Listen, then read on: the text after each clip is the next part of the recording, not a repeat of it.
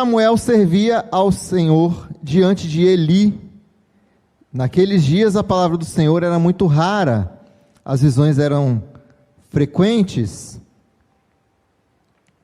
Certo dia, o sacerdote Eli, cujos olhos já começavam a escurecer-se, a ponto de não poder ver, estava deitado no lugar de costume. Também Samuel estava deitado no templo do Senhor, onde estava a arca da aliança.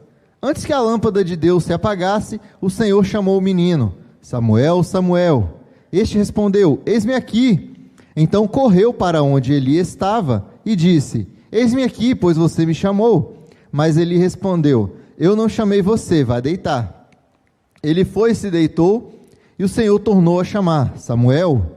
Este se levantou e foi até Eli e disse: eis-me aqui, pois você me chamou. Mas Eli respondeu: meu filho, eu não chamei você, vá deitar. Porém Samuel ainda não conhecia o Senhor, e a palavra do Senhor ainda não havia se manifestado a ele. E o Senhor chamou Samuel pela terceira vez. Ele se levantou, foi até Eli e disse: eis-me aqui, pois você me chamou. Então Eli entendeu que era o Senhor quem chamava o menino. Por isso, Eli disse a Samuel: vá deitar. Se alguém chamar, diga: fala, Senhor, porque o teu servo ouve. E Samuel foi para o seu lugar e se deitou. Então o Senhor veio e ali esteve e chamou como das outras vezes: Samuel, Samuel. Este respondeu: fala, porque o teu servo ouve. E o Senhor disse a Samuel: eis que vou fazer uma coisa tal em Israel, que todos os que a ouvirem ficarão com os dois ouvidos tinindo. Naquele dia farei contra Eli tudo o que eu disse a respeito da casa dele, do começo ao fim, porque eu já disse a ele que julgarei a sua casa para sempre, pela iniquidade que ele bem conhecia, porque os seus filhos trouxeram maldição sobre si, e ele não os repreendeu. Portanto, jurei à casa de Eli que a sua iniquidade nunca será expiada, nem com sacrifício, nem com ofertas de cereais. E Samuel contou a visão a Eli. Samuel ficou deitado até de manhã, e então abriu os portões da casa do Senhor, mas estava com medo de relatar a visão a Eli. Então ele chamou Samuel e disse: Samuel, meu filho. E ele respondeu: eis-me aqui. Então Eli disse: o que foi que o Senhor lhe falou? Peço que você não esconda nada de mim, que Deus faça com você o que bem quiser, se você esconder alguma coisa de tudo o que ele falou. Então Samuel lhe contou tudo sem esconder nada. E Eli disse: ele é o Senhor, que ele faça o que achar melhor. Samuel crescia e o Senhor estava com ele, não deixou que nenhuma de suas palavras caísse por terra. Todo Israel, desde Dan até Berseba, reconheceu que Samuel estava confirmado como profeta do Senhor. O Senhor continuou a aparecer em Siló, porque em Siló o Senhor se manifestava a Samuel por meio da palavra do Senhor. Amém. Feche seus olhos. Pai, muito obrigado por nos enviar a Tua mensagem, ó Pai, nos enviar a Tua palavra, e pedimos agora que o Senhor possa nos ajudar a compreender um pouco mais da Tua vontade em nossas vidas, dos Teus ensinamentos, ó Pai. Que o Teu Santo Espírito, ó Deus, venha falar ao coração de cada um aqui, ó Pai, e que o que seja falado aqui essa noite venha realmente de Ti, ó Pai. Caso haja algo que venha do homem, ó Deus, que o Senhor possa corrigir, ó Pai, que o Senhor possa revelar, para que possamos unicamente colocar diante de nós a Tua palavra, o Teu caminho, a Tua vontade. Em nome de Jesus é o que eu oro agradecido. Amém. Capítulo 1 de 1 Samuel, depois você pode ler lá na sua casa, ele conta a história de Ana, uma pessoa, uma mulher casada com seu marido, chamava Eucana, porém ela não poderia ter filhos. O seu esposo Eucana, além de Ana, ele era casado com uma mulher chamada Penina. Naquela época podia, era comum. Homens naquela época, naquela região, no Oriente, tinham mais de uma esposa. E Penina tinha filhos. E aí a Penina vivia provocando a Ana. Quem está assistindo a novela Gênesis aí, estava vendo mais ou menos aí como é que era com Raquel e Lia, As irmãs, Raquel tinha filhos, Lia não tinha. Ou, ao contrário, Lia tinha filhos, Raquel não tinha. Obrigado, amor. Então, acontecia isso com Penina e com Ana também. A Ana não podia ter filhos, Penina tinha filhos. Todo ano, né, eles iam até Siló, que era a cidade onde ficava ali o templo, que eles faziam o sacrifício. O sacerdote recebia ali as ofertas, os sacrifícios. Então, anualmente, a família de Eucana ia até ali e entregava o sacrifício, as ofertas, na mão dos sacerdotes Hofni e Finéias, que eram filhos de Eli. Porém, naquela época, era considerado uma maldição. Porque se hoje já é desagradável, né, algumas pessoas não se importam, mas outras pessoas se importam e gostariam de ter filho e não conseguem. Naquela época não, era considerado maldição e as pessoas eram até rejeitadas por isso. E Ana se sentia muito humilhada, porque a sua rival, né, a Penina, ficava jogando aquilo ali na cara dela e ficava desafiando ela e ofendendo ela pelo fato dela não poder ter filhos. E uma dessas vezes que Eucana foi com sua família até a casa do Senhor para entregar as ofertas, Ana viu que o sacerdote Eli estava ali, sentado na cadeira, encostado numa pilastra do templo, e ela chegou do lado e começou a orar, só que ela não falava, ela só mexia os lábios, tipo, sussurrando, né? Aí o sacerdote olhou para ela e falou assim: você está bêbada, minha filha? Uma hora dessa da manhã, você já bebeu vinho? Afasta do vinho, isso faz mal para você. E ela ali com muita humildade falou: não, meu senhor, eu não bebo, eu estou orando a Deus, porque eu gostaria de ser mãe, e eu não posso ter filhos. E aí Eli, entendendo a situação dela, a abençoou. E ela foi para casa, depois que eles fizeram todos os procedimentos, voltaram para casa, em Ramá, era a cidade que eles moravam. Quando eles chegaram em casa, vida que segue, Ana e Eucana tiveram relação sexual, Ana engravidou, Deus ouviu sua oração e recebeu ali aquela dedicação que Ana fez a ele.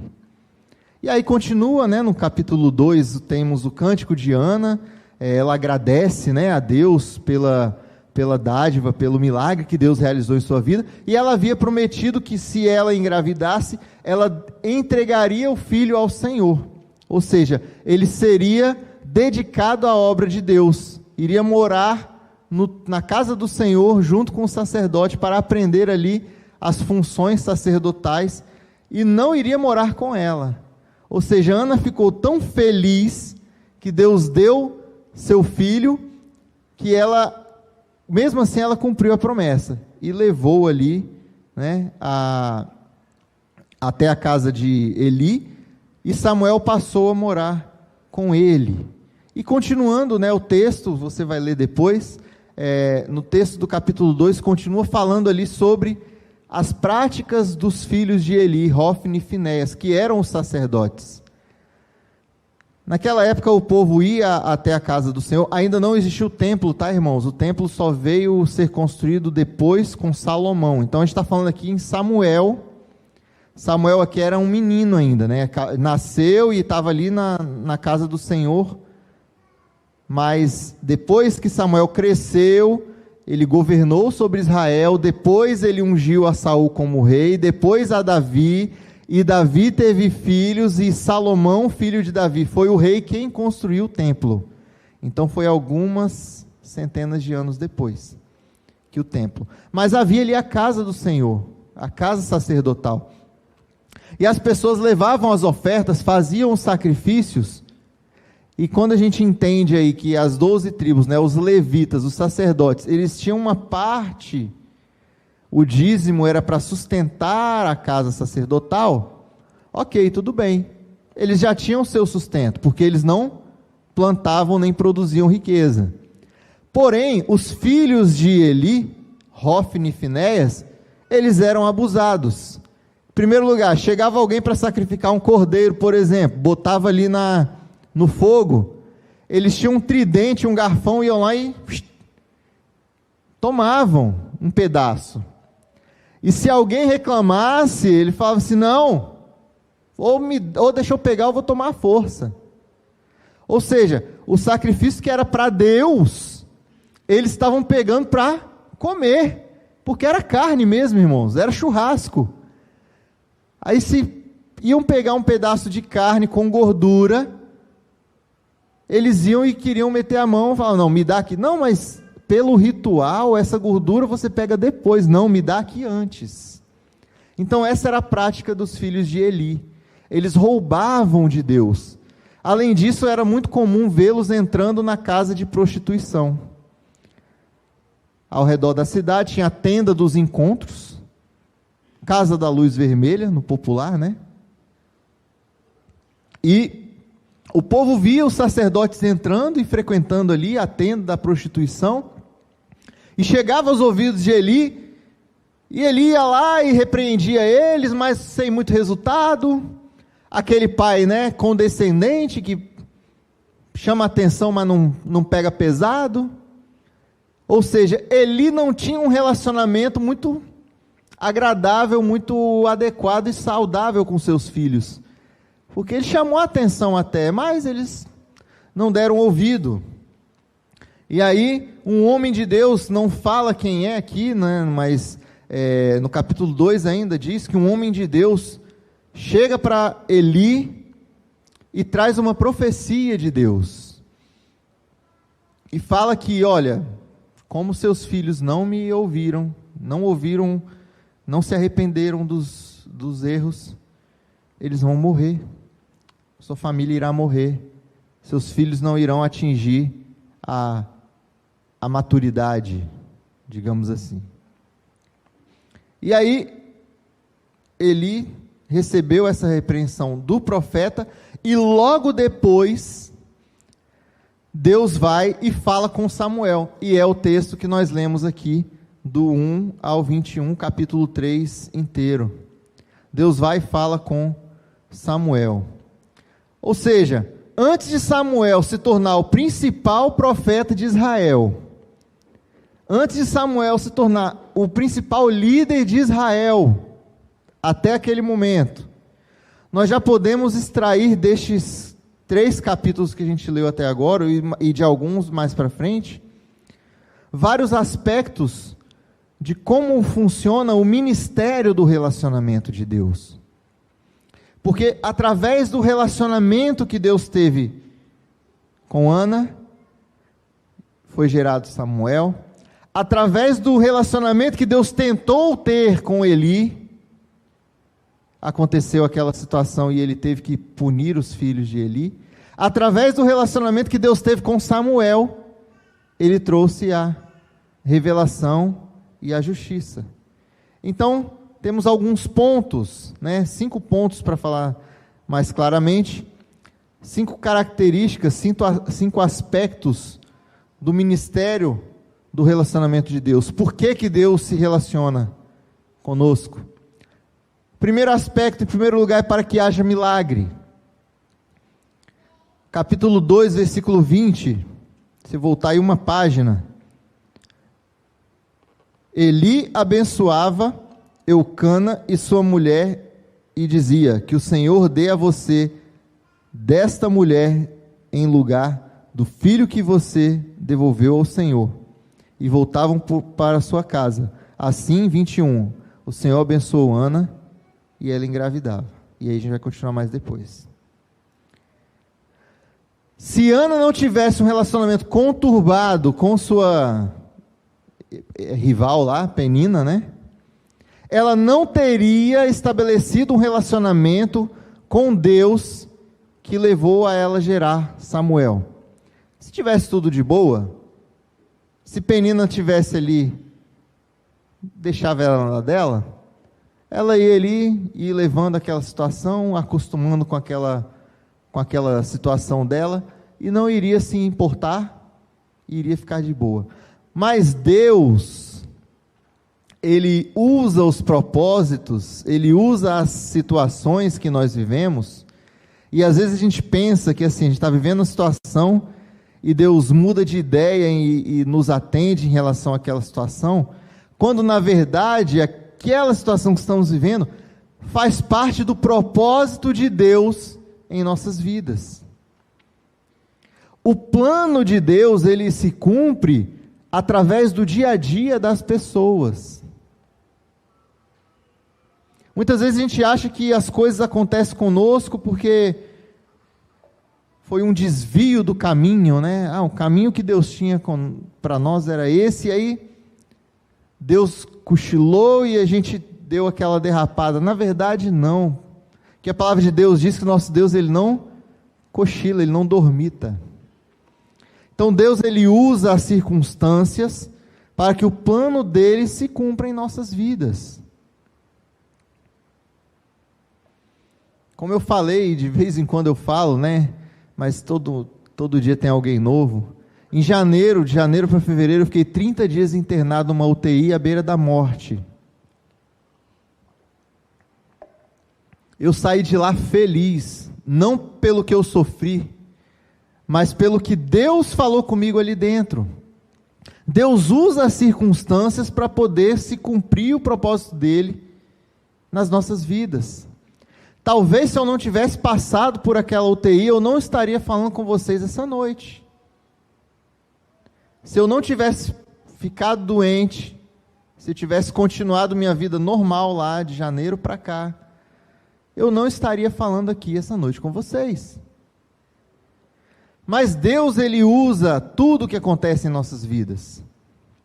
Através das circunstâncias que Ana estava passando, que Ana estava sofrendo, através do sofrimento de Ana, Deus levou ela a buscá-lo com mais intensidade. E aí, através daquilo ali, o milagre aconteceu em sua vida. Então, em primeiro lugar, Deus, ele se relaciona conosco para ter a liberdade de realizar em nossas vidas os milagres que irão glorificar o nome dele. Porque muitas vezes, irmãos, a gente vive uma vida, uma rotina, um cotidiano, e a gente se esquece de se relacionar com Deus. Não é Deus que se esqueceu da gente, nós nos esquecemos de Deus. Porque está tudo bem, está tudo normal, está tudo numa boa, está tudo funcionando, está tudo certinho.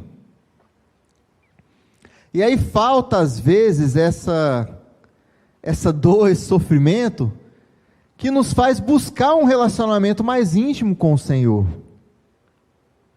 E é nesse momento de intimidade com o Senhor que ele tem a liberdade de se aproximar, porque Deus, ele não é invasivo. Nós não somos marionetes na mão de Deus, que ele faz com a gente o que ele quer. Ele faz com a gente aquilo que nós permitimos através da intimidade que nós temos com ele. Então Deus se relaciona conosco para ter a liberdade de realizar os milagres que o glorifiquem. Em segundo lugar, para que haja bênção. Então no 21, né? Assim o Senhor abençoou a Ana e ela engravidava. Teve mais 3 filhos e 2 filhas. E o menino Samuel crescia diante do Senhor. Muitas vezes a bênção de Deus está a um passo de acontecer. Mas para que aconteça, a gente precisa ter aquele relacionamento mais íntimo com Deus. Ana, ela estava a um passo de ter um monte de filho. Ela teve 6 filhos no total. Mas só que o primeiro que estava agarrando ali, né? Então, ela precisava de ter aquela experiência mais forte com Deus. Ela precisava ter aquela intimidade mais profunda com Deus. E aí, acontecido o milagre, Deus abriu as janelas do céu e ela teve mais 5 filhos. Porque o Samuel foi entregue lá no templo, né, para viver lá, dedicado a Deus. Deus, ele precisava tratar o caráter de Ana, antes de abençoá-la. Então aquele milagre, aquela humilhação que ela passou, estava tratando o caráter dela.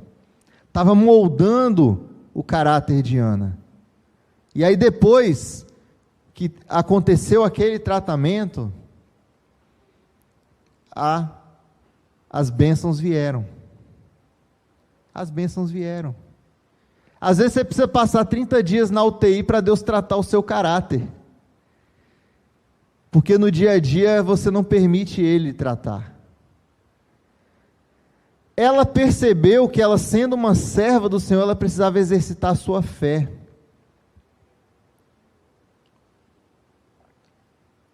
Que pensem comigo. Quantos anos Ana se sentiu humilhada, se sentiu rejeitada? Eucana amava ela, cuidava dela, mas mesmo assim ela se sentia incompleta. Quanto tempo? Não fala. A Bíblia não fala. Mas imagine, alguns anos, porque se Penina tinha filhos é mais de um, no mínimo 2. Então, de um filho para outro, no mínimo 1 ano e meio para vir um filho, depois vir outro. Então, você bota aí, se eles fossem novinhos, no mínimo aí uns 3 a 5 anos que Ana estava amargando aquela situação. E se foi mais? Se eram mais filhos? E se ela já fosse madura? 10, 20 anos? Quanto tempo Ana precisou para poder fortalecer a sua fé a ponto dela deixar Deus agir na sua vida e acreditar que Deus poderia mudar o seu quadro, mudar a sua situação? Então Deus se relaciona conosco para nos conduzir a caminhos de bênção. É através da intimidade, através do relacionamento com Deus, que Ele nos conduz nos caminhos de bênção nas nossas vidas. Às vezes está perdido que nem barata tonta, seja qual for a nossa dificuldade, seja dificuldade financeira, seja dificuldade no relacionamento familiar. Às vezes a pessoa está perdida que nem barata tonta ali, não sabe a decisão que tomar, não sabe o que fazer para corrigir aquele problema, quando na verdade o que falta é um pouco mais de relacionamento com Deus, para ter a fé, a sabedoria, a paciência, para poder sair daquela situação. Deus se relaciona conosco para nos conduzir a caminhos de bênção.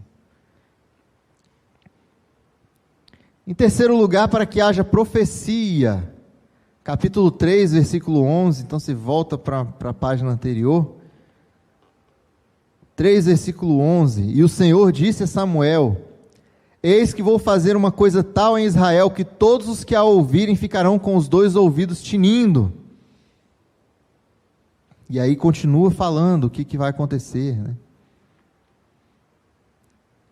Deus se relacionou com Samuel, um menino ali, um adolescente, porque depois, se a gente passa o capítulo 3, foi o que a gente leu, a gente só vai voltar a ouvir falar de Samuel no capítulo 7, coisa de 20 anos depois, ou seja, ele ainda era um menino aqui. Então Deus se relacionou com ele, para através dele, através de Samuel, um menino, levar sua última profecia em relação aos sacerdotes errados, impuros, Hofni e Finéias, filhos de Eli. Eles eram homens maus, eram praticantes de prostituição, roubavam a casa de Deus. Eles não estavam satisfeitos com o salário que recebiam, né? Porque não era bem um salário, era o sustento da casa de Deus. Mas eles queriam mais. Então eles eram glutões, eram beberrões, eram prostitutos. E eles não ouviam conselhos de Eli. Eli já era velho aqui, já era de idade. E Eli, ele foi condescendente, porque ele pegou leve. A gente vai mais para frente, se você na sua casa continuar lendo o livro de Samuel, você vai ver que mais lá na frente, Samuel se torna um governante, né, um juiz, um profeta, um juiz em Israel, e ele coloca os filhos dele também como juízes, e os filhos deles erram, também. Os filhos dele aceitavam suborno, começaram a se corromper também. Por quê? Porque não era uma prática passar o sacerdócio, a profecia, de pai para filho, no caso do profeta, né? O sacerdote sim, que era a mesma tribo. Agora o profeta não, o profeta ele era ungido. Mas Samuel ele cometeu essa falha, só que ele não deixou a corda solta, porque quando o povo pediu um rei, que eles viram que estava ficando estranha a situação ali, ele conversou com Deus e falou, não, beleza, vamos dar o rei para o povo. E tirou os filhos da jogada e colocou o rei no lugar. Só que Eli não, ele deixou passar.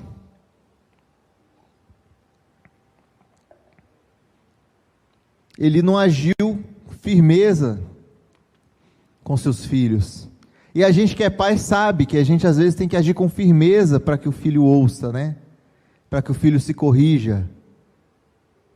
Tem que agir com firmeza. Porque muitas vezes só filhinho, não faz assim, não funciona. Aí você tem que ser mais incisivo. Tem que ir lá e desligar o Wi-Fi. Tem que ir lá e estabelecer um castigo. Confiscar o celular. É assim, né? Tá rindo, né? Não é só lá em casa não, né? Mas é assim que funciona, irmãos.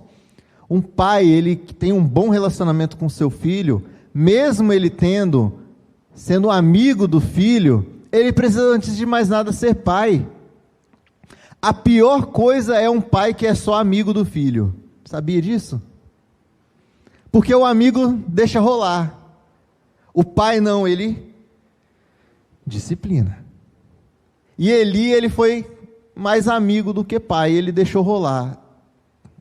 E não podia acontecer isso. Deus se relaciona conosco para levarmos sua palavra àqueles que precisam ouvir. Não é levar a palavra que as outras pessoas querem ouvir, é levar a palavra para o que as pessoas precisam ouvir. Às vezes é uma palavra dura, é uma palavra dura. Às vezes é uma palavra de acolhimento, é uma palavra de acolhimento. Às vezes é um carinho que a pessoa precisa ouvir, às vezes é um carinho. Mas principalmente aqui, com esse exemplo do profeta, 100% das vezes era paulada. Podia até fazer um carinho depois, tinha o porém, né? Porém, se ouvir as minhas palavras, vai acontecer isso, isso, isso. Mas a primeira palavra era sempre a foiçada na perna, para poder ficar esperto. Deus se relaciona conosco para levarmos sua palavra àqueles que precisam ouvir. Em quarto lugar, para que haja justiça. Então, do 12 ao 18, no capítulo 4, 12 ao 18. Então, um homem de Benjamim, saído das fileiras, estava em guerra, né? Os filisteus contra o povo de Israel. Então, um homem de Benjamim, saindo das fileiras, correu e no mesmo dia chegou a Siló. E ele havia rasgado suas roupas, espalhado terra sobre sua cabeça. Quando chegou, Eli estava sentado numa cadeira perto da estrada, olhando como quem espera, porque o seu coração estava tremendo pela arca de Deus. Os filisteus tinham roubado a arca de Deus, né? Depois que o homem entrou na cidade e deu a notícia, toda a cidade começou a gritar. Eli, ouvindo os gritos, perguntou, que alvoroço é esse? Então o homem correu e deu as notícias a Eli. Ora, Eli estava com 98 anos, seus olhos já não se moviam e ele não podia ver. O homem disse a Eli, venho da frente de batalha, eu fugi de lá hoje mesmo. E Eli perguntou-lhe, o que aconteceu, meu filho? Então o mensageiro respondeu, Israel fugiu dos filisteus, houve grande matança entre o povo. Além disso, seus 2 filhos, Hofni e Finéias, foram mortos, e a arca de Deus foi tomada. Quando ele fez menção da arca de Deus, ele caiu da cadeira para trás, junto ao portão da cidade, quebrou o pescoço e morreu. Ele era um homem velho e pesado, e havia julgado Israel durante 40 anos. Deus cumpriu a sua justiça na vida de Eli e de seus filhos, Hofni e Finéias. Note que Eli estava ciente já do que ia acontecer. Ele sentia que algo de errado tinha acontecido. E quando o mensageiro traz a notícia que houve grande matança, e foram aproximadamente 30.000 pessoas que morreram do lado de Israel, não aconteceu nada.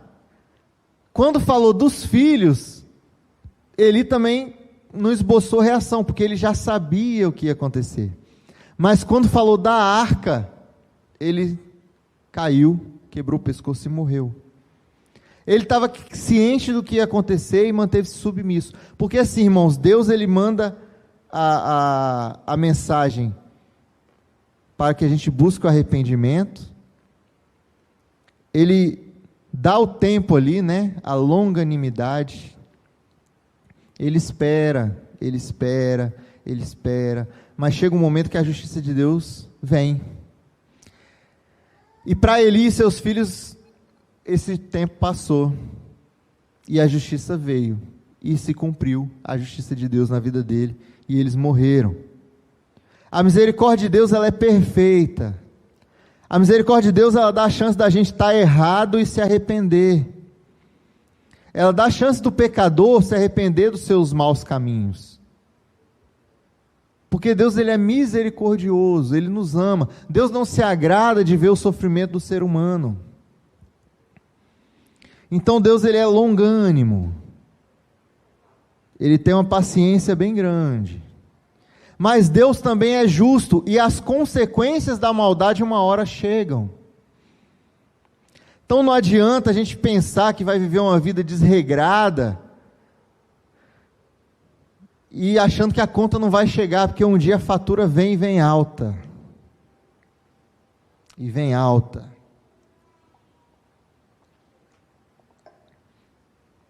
Tem uma música dos Engenheiros do Havaí, chamou Preço, que fala assim, o refrão: agora eu pago os meus pecados por ter acreditado que só se vive uma vez. A pessoa vive achando que a vida é uma só, e que não vai ter uma vida após essa vida, e vai vivendo como se fosse liberdade. Ele ainda fala, pensei que era liberdade, mas na verdade eram as chaves da prisão, porque o pecado ele escraviza, ele aprisiona. O pecado ele deixa a pessoa amarrada, travada, só que ele engana, porque a pessoa acha que está livre. Estou aproveitando a minha liberdade, eu estou aproveitando a minha vida, eu estou aproveitando, estou curtindo o percurso. Só que uma hora chega a linha de chegada, uma hora a conta vem dessa liberdade, que na verdade é uma falsa liberdade. E as consequências vieram para Eli, Hofni e Finéias. Deus ele se relaciona conosco para nos repreender dos maus caminhos. Deus se relaciona conosco para nos repreender dos maus caminhos. Como eu falei agora há pouco, um pai de verdade repreende os seus filhos dos maus caminhos. Ele educa, ele ensina, ele não só passa a mão na cabeça. Então Deus não seria um pai de verdade para nós se Ele deixasse a gente viver essa vida de qualquer jeito e não tivesse momentos que viessem palavras de confronto. Só que muitas vezes nós somos como filhos mimados, e aí a gente ouve uma palavra de confronto e fica de birra. Ah, não gostei do que falou comigo. Não quero saber. Não é assim que eu penso. Não, Deus, você está errado, não é desse jeito não. Igual o filho, sabe? Filho que acha que sabe mais que o pai. Não é assim não, é desse jeito aqui. E Deus está ali.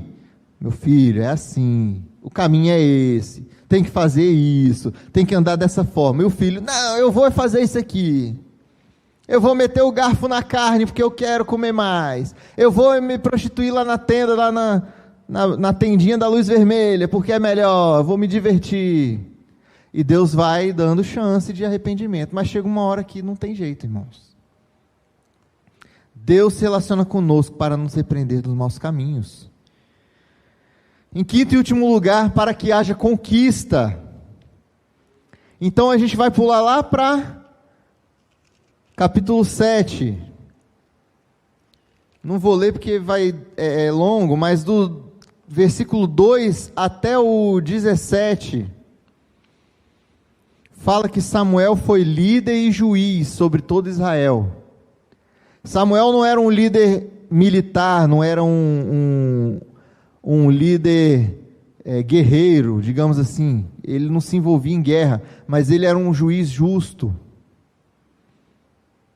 Ele ajudava todo Israel a tomar as decisões, sempre nos caminhos do Senhor. E aí depois Samuel, lá no capítulo 10, versículo 1, fala que ele ungiu Saul como o primeiro rei de Israel. Ou seja, aquele menino que via de regra não era nem para ter nascido, filho de uma mãe estéril, se tornou o líder de uma nação. Depois quando ele já estava ficando mais velho, perto da hora de se aposentar, coube a ele ungir o rei, o primeiro rei daquela nação. Só que o povo escolheu mal, a escolha de Deus era outra, e aí depois ele veio e ungiu o outro rei, capítulo 16, versículo 13, depois ele ungiu a Davi como rei, que foi o homem segundo o coração de Deus. Então Deus, ele se relaciona conosco também para nos levar a grandes conquistas em seu nome. Porque tudo que Samuel fez, sendo um profeta, o nome de Deus estava acompanhando. O nome de Deus era glorificado. Desde seu nascimento, o nome de Deus foi glorificado. E depois, em muitas ocasiões, Samuel confrontou a Saul com seus erros. Samuel ajudou a estabelecer Davi como rei. E ele foi um homem usado grandemente por Deus. Então, para concluir, fica aqui algumas perguntas. Eu vou repetir as duas perguntas que eu fiz hoje de manhã e vou completar. Como nós estamos nos comportando diante do chamado de Deus para o relacionamento com Ele? Será que nós estamos respondendo como Adão e Eva, que a gente viu hoje de manhã, que quando Deus chama, se esconde com vergonha?